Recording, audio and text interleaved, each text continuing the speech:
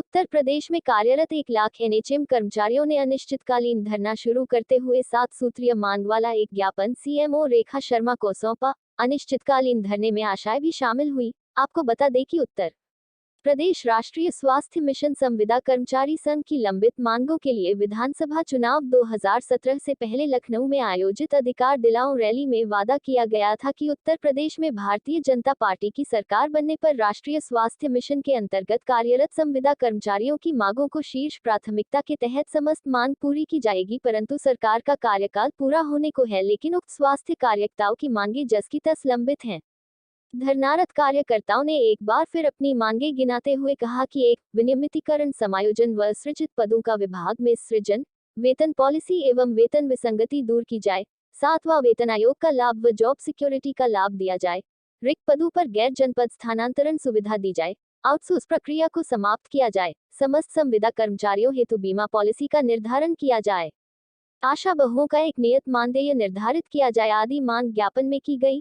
भारत की रफ्तार 24 के लिए दीपक कश्यप की रिपोर्ट। पॉलिसी लेके रहेंगे, बीमा पॉलिसी लेके रहेंगे, हम हमारा हक लेके रहेंगे, हम हमारा हक लेके रहेंगे। डॉक्टर नेक सिंह, जिला अध्यक्ष जनपद हापुड़। अच्छा, आज जो धरना दिया जा रहा है, ये धरना क्यों दिया जा रहा है? सरकार के सामने घंटी बजाई जा रही है कि सरकार उन दबे कुचले लोगों की मांग को मान ले।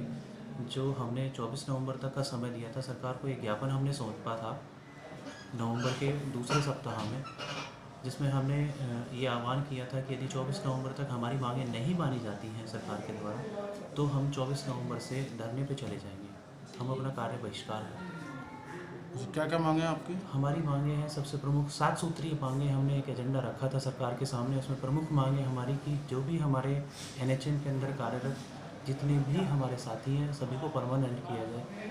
परमानेंट व्यवस्था बनानी बहुत मुश्किल है, हमें भी पता है।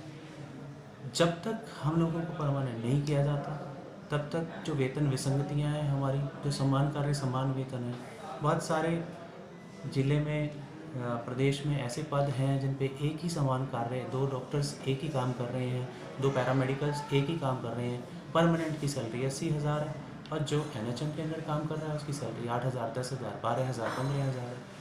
तो तब जब तक गवर्नमेंट हमें परमानेंट नहीं करती, तब तक उस वेतन विसंगति को दूर किया जाए।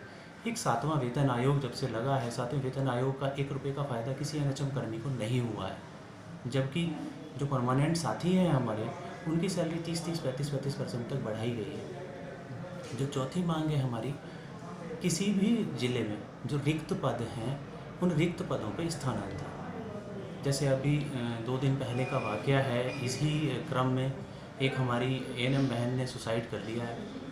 बहुत दुख है, बहुत दुख के साथ कहना पड़ रहा है कि कोई भी अपनी जान देने का जोखिम इतनी आसानी से नहीं उठाता। कुछ परिस्थितियां ऐसी रही होंगी कि वो अपना घर परिवार नहीं चला पा रही, जिसकी वजह से उन्हें जान देनी पड़ी। जो हमारा 5वां है वो है हमारी सिक्योरिटी, बीमा, जॉब सिक्योरिटी।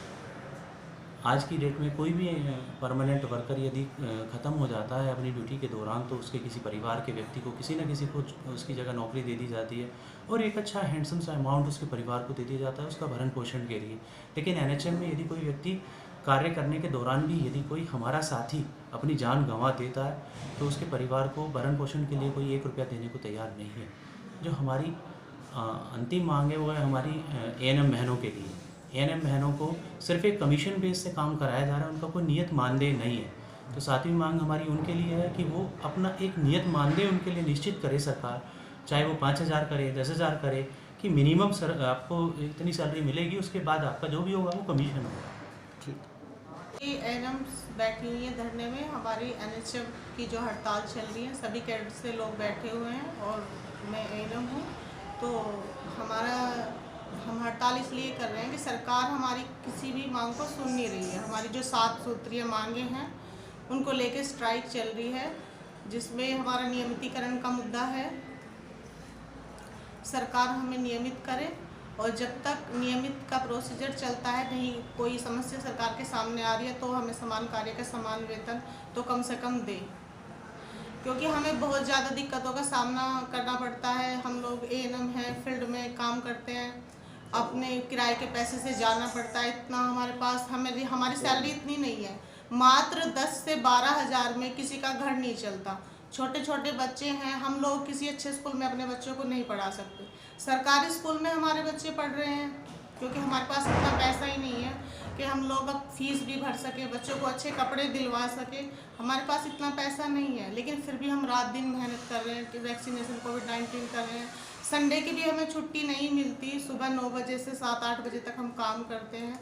जो हमारा काम छूट जाता है घर पे भी पोर्टल पे आके उसे हम अपडेट करते हैं। तो काफ़ी हमारी समस्याएं हैं। और जो कुछ बहनें तो हमारी इतनी गरीब हैं जो दूर से आके यहाँ रह रही है, रेंट पे 2000 का कमरा ले रही हैं, दूध का खर्चा है उनका और बिजली का है, वो कर नहीं पा रही हैं। इतना किराए का पैसा उनके पास नहीं है। सरकार हमारी मांगे सुने और हमें एक सम्मानजनक